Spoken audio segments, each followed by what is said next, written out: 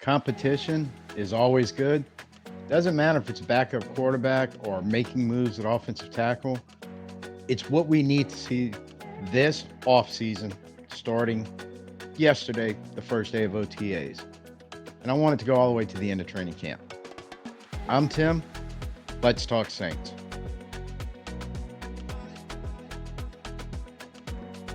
Look, I've well documented my beliefs that overall, as an organization, the competitiveness, the competitive spirit, that real fighting spirit that used to earmark these Saints teams has just kind of been in serious decline in the last few years, to the point where I think a lot of times in the last three seasons, we're losing close games or finding ways to lose games we should have won, just sometimes because the other team just kind of out competes. It's just, even though they shouldn't, it turns out that way. Even though we should bury a team like Green Bay last year in the fourth quarter and just put the game away, it doesn't happen, and it's been a reoccurring issue.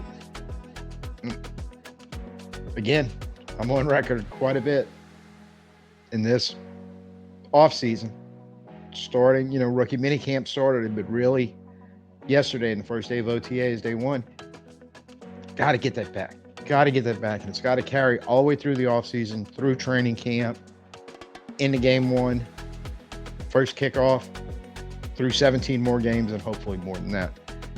And that's why I'm leading off with, there's quite a few developing stories that kind of popped out yesterday in day one. But Haener versus Rattler, apparently both, and I consider Haener a rookie quarterback. Also, last year was just kind of a wash for him, and in the sense he just didn't get much playing time, much action, much practice time. And now he's in a whole new scheme, so he's basically starting over with what little bit he did have going on last year. So he and Rattler, he's a little more exposed to the NFL, but basically they're both rookies, kind of starting off from the same point. And it sounds like they both look very good handling everything they needed to handle in yesterday's practice, as well as in the actual drills and, well, in their overall work. And nobody that I've seen so far really boiled down into it, but just the overall body of work they put in yesterday, I guess, that they were competing hard against each other, which is fantastic. I love seeing that. I want to see that everywhere on this roster. These guys fighting. I want to see two young guys doing it, especially at a position that's just, honestly, since Drew retired, it's been a problem. And I don't know if Carr's the answer. I'm thinking getting out of the old Carmichael offense and into this is a big step forward. But at the same time, you two rookies fighting it out, trying to get their piece of the pie, hopefully pushing Nathan Peterman. Sorry, Nathan, but that's been a glorified clipboard holder in the NFL for quite a while now. Getting him out, Mons out, or on the outside looking in. If we ever need to bring him back and they're available, that's fine. But we're riding or dying with Derek Carr this year as our starter. And the two young guys after could potentially, don't know if they can, don't know if they will, but they could eventually start pushing for some type of starting role. It's not unheard of. Late round draft picks showing up and eventually becoming a starter, and then finding out, man, they're pretty good quarterbacks. And there's one that real recently, Brock Purdy, did it in Frisco, which our new scheme is based off of, with a lot of the coaches that are implementing that new offensive scheme learned in Frisco. So I really wanted to see this. I didn't want to see, and I still don't. We've got 2 days left of OTAs, not to mention the rest of OTAs and minicamp, mandatory minicamp at the end. But over the next 3-4 weeks, I don't want to see any regret. I just want to see competition, progression, fighting spirit coming from these two young men. Because if something would happen to Derek Carr, Kellen Mond and Nathan Peterman ain't going to make a damn bit of difference. I'm sorry. So at that point, I would just say these two guys are ready enough to step on the field and fight it out there. Let them do it. And if one of them, Rattler was the heir apparent, everybody's saying, oh, steal of a draft pick. And I love the fact that Haener showed up at least yesterday, and I want to see it keep going forward. I don't know, bro. I'm not handing the keys to the car over to you. I'm going to fight for this job too. And I have to think, if you're seeing two rookies do that, one near rookie, one rookie, that's got to permeate throughout the whole OTA, the whole practice. And I know not everybody's there, but that's, if you can get that battle here, if you can get one on the offensive line, which we'll talk about in a minute, get it in the secondary, if you get them, but good competitive battles. Yeah. The kind that builds character on teammates, builds work ethic, builds a competitive spirit that can hopefully become contagious and spread throughout the whole team, throughout the organization. It can come bottom up, it can come top down. Kind of hoping it happens both ways simultaneously. And let's move this whole kind of out of the malaise that we've had the last 2 or 3 years and back to, hey, we're gonna fight for every inch. We're gonna fight for everybody in the roster, in the locker room, in the organization, in the fan base, for the city, for the state, everything. Saw an awful lot of that in the relatively golden years of the Saints. But we just don't see it much anymore. And I'm very, very happy to see it. Starting off the bat, first day, from two young guys at a position we could really use one or both of them to step up on, both in the short term, possibly in the long. Another kind of takeaway I had from yesterday's OTA is an offensive line. They kept calling it almost a shakeup, and it seemed to catch some people by surprise. The fact that they had Fuega at left tackle and Penning working right tackle, seemingly with the quote-unquote ones right now. And I don't think it should be a surprise to anyone, really. Because first off, Fuega famously was working at left tackle in rookie minicamp because the organization was like, we know he can play right tackle, but let's see if he can play left tackle. And if we like something, we may keep him there for a while and see how it develops. Well, automatically, if he showed him any signs of playing it, he was definitely going to be at left tackle in the first day of OTA, because now it's not the other rookies and tryout guys that he's working with. He's actually working with guys that hopefully he's going to be starting with and playing 17 games with this year. So, okay, let's see it. Let's see how it looks all over the place with McCoy, and now trying Fuega at the left side. If you want to keep pinning a tackle and give him a good solid look at that before you try to move him to guard, well, obviously right tackle would be the place to start if you have Fuega working at left tackle. So just some of the reactions of it, I was like, why are you surprised by any of this happening? And really,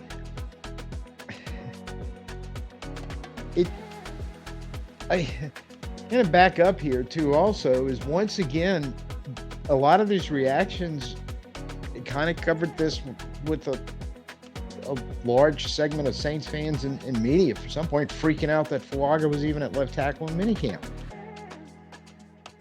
They're still trying to figure things out. And I've said in past videos, even McCoy, who should be inked in with permanent marker at the starting center, don't be surprised if they feel like if they have to move him to guard to make the offensive line better and let somebody else play center, that could happen. Not saying it will, but it could. And I think what we have to keep reminding ourselves, Rick Dennison John Benton, what they're doing is they're trying to get this all figured out as how are we going to rebuild and reshape this offensive line in the new zone, wide zone, really, blocking scheme. Look, there's no better two pair of hands in all of the NFL than John Benton and Rick Dennison to try to figure this out. And this is the time to do it. There's no, again, bequeathing positions to anybody on this offensive line. They're trying to find fits for everyone, trying to win football games, trying to implement a whole new system. There's a lot going on here.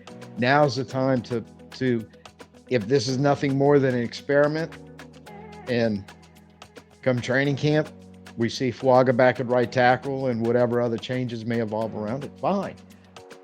But I think their goal here is to help figure this out.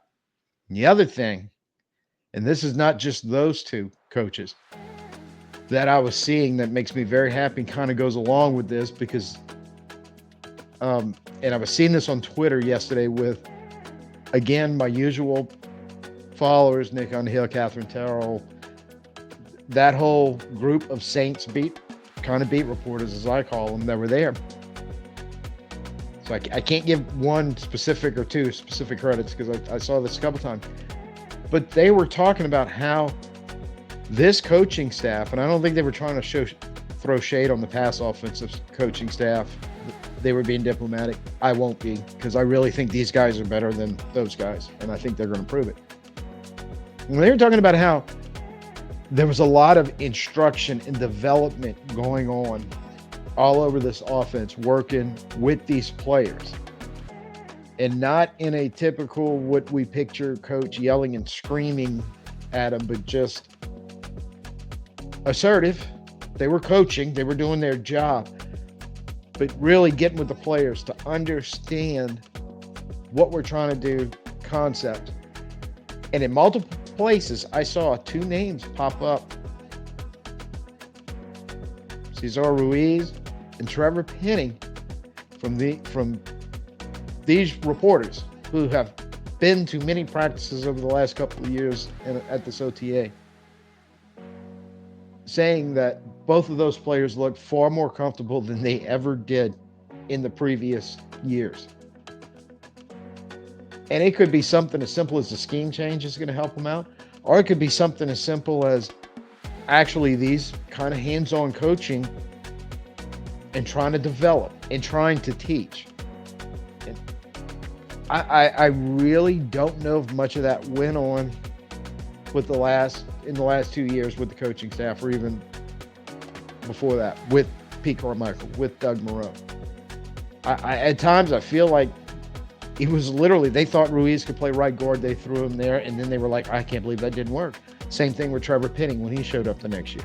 Oh, we'll just throw him at left tackle, and he played that in college. It should be no problem for him.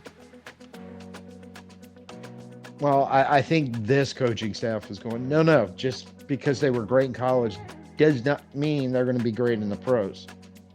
We have to make sure that happens. We have to coach them. We have to develop them. We have to instruct them. And so I don't think this is an offensive line shakeup like everybody is kind of throwing out there. I think it's, and I don't want to say experiment, because I don't think they're blindly trying to figure this out. I think they have some good ideas. And I think right now they're looking for proof of concept. If these ideas will work, and if they don't, there's no doubt in my mind they will do what the previous coaching staff would not do and go, screw it, that didn't work, let's go to the next one. Kind of what coaches are supposed to do, I feel like. And the last takeaway I'll kind of pop into is Lattimore returning. According to yesterday press conference, and literally as I'm filming this, I have my iPad right there, and I saw a couple of tweets, notifications pop up, and I did see some Lattimore stuff, but I'm here talking to you, so I didn't have a chance to grab it and read it. But DA admitting I was in contact with Marshon couple of weeks ago, I think he said, and you know, we're expecting him to return to the team. Sounds like it's coming back. And I can't help but feel that the Saints organization as a whole, coaching, and even when like Mickey would get in front of a microphone and somebody would ask him about this, and even some of the media covering it, it's almost like they're tiptoeing around on eggshells when it comes to the Lattimore subject. And I kind of get it, because if you're not careful and there is a contentious relationship, we've all been through them. Somebody says or does the wrong thing with a misunderstanding, and all of a sudden, you got a problem. At the same time, fans I personally know, and I have seen some very vocal ones on like social media, like Twitter and all, really want to move on from Lattimore via trade. And more than one, and I get this because I thought this is the first time I think I'm actually saying it out loud to anyone, and I'm just kind of blasting it out there into the stratosphere. But they mention how closely this is resembling the Michael Thomas situation that absolutely became toxic. And I understand completely the whole, well, we don't have a lot of, or no communication with them in the off season whatsoever. We're hoping they just, literally, because it sounds like we're just hoping they show up, but we don't know. I really do understand, and I do kind of feel that Michael Thomas vibe. So they're more than happy to go, hey, whatever we can get, we can get. We just drafted Kool-Aid. That possibly gives us a better chance to keep a Debo, Taylor. We're still good at corner for quite a while without having to worry about Lattimore turning into some type of Michael Thomas situation that they're trying to salvage. And we all know that because of the money situation and the way the contract's structured and everything else, which basically boils down to we can't trade Lattimore till June 2nd or after. So we can split the dead money 2024 and the rest in 2025. So there's still a little time for this to develop, but June 2nd is fast approaching, and I think anything can happen between now and then that could just, again, blow this whole thing up, and there's no question anymore that he's not going to be on the roster. I just don't know if there's anything that can happen where it would allay all our fears and go, okay, he's fully on board, we're ready to go, he's healthy, and we'll get the old Marshon. Because quite honestly, we don't even know if that is going to happen, if he's Michael Thomas.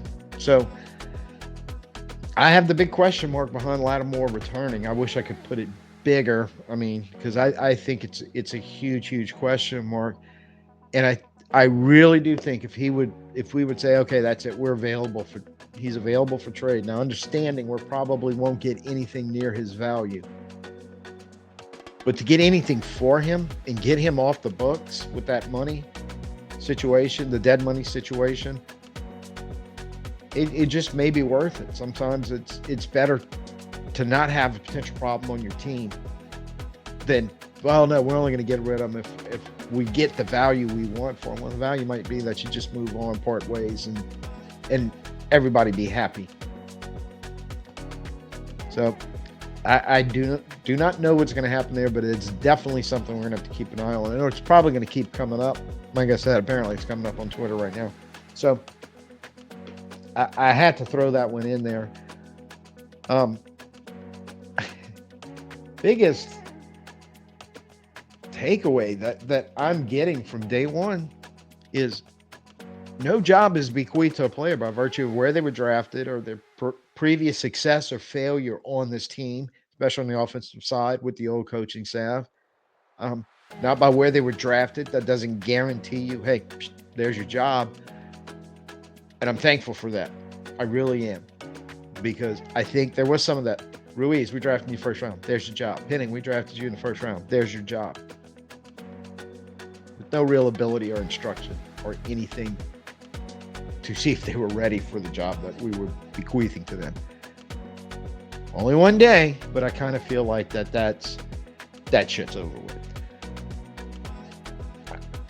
And it's the competition, and especially taking that approach. So we're not bequeathing jobs to anybody.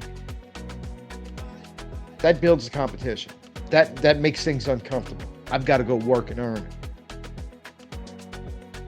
Every now and then, looking over my shoulder, he goes, "Hey, is that young buck catching me? Do I need to work harder?"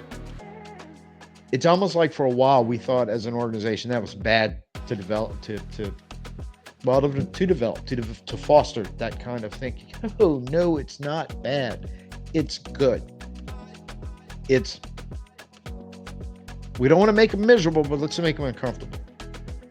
Let's make the players and the coaches and the support staff and the scouting staff and the front office guys and the salary cap guys, everybody, from what we've in this organization, what we've seen over the last 3 or 4 years, and it's got to stop.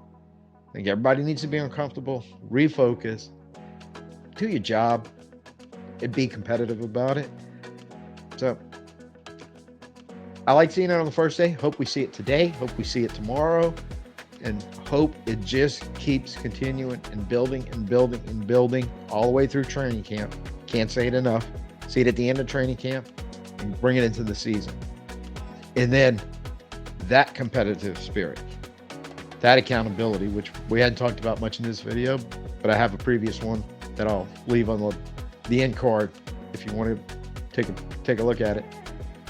But those two things bring it back, and using that momentum to carry us into the season and go seriously because sometimes it just felt like we weren't making the serious effort to win football games. I know we probably were, but it just didn't seem like it. I want to see that killer instinct coming back. That highly competitive spirit has to start now. And one side note that I didn't mention, and another thing everybody was like, "Oh, Taysom's working at fullback and in the backfield yesterday." So I conspicuously left that off for a reason, because I have been working for the full podcast episode. Rumble Sunday night, YouTube Monday night. This one coming up this week is actually breaking down 4 ways to integrate Taysom into the new offense. And so here, spoiler alert, getting significant snaps at fullback is number 3 on the list. So just kind of avoided it here because I have a whole segment on it coming Sunday and Monday. So please be on the lookout for that. That was a couple of weeks in the making, and seems to be timely because I kind of feel like, well, again, this may not be permanent as worker fullback, but I was like, oh man, I might have figured one out. So in the comments below, let me know what your big takeaways are from OTA day 1. Is there anything really to get excited about here? As excited as I am about seeing the competition and the way things are being handled, that's a little to a lot different than the way we were handling things the last 2 or 3 years. As always, when you're down there, go ahead, hit a like, hit a subscribe, share this or any of my other videos with anyone you know that may enjoy it, and hit the notifications too so we can always get together when I'm around. Till next time, I'm Tim. Peace out. Who dat?